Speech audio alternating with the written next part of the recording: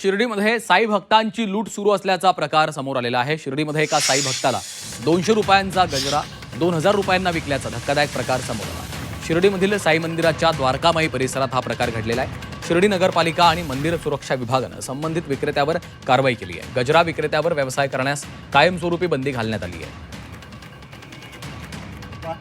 नंतर मग तो मला लागला का 2000 झाले।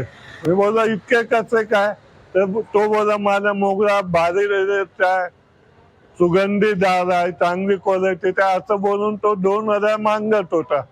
मी त्याला काय पैसे दिले नव्हते। समाधी मंदिर व गुरुस्थानाकरता मी जेव्हा जायला निघालो तेव्हा त्याच्याकडून मी माझा मोबाईल काढून घेतला होता। माझा मोबाईल पण त्याच्या जवळ होता।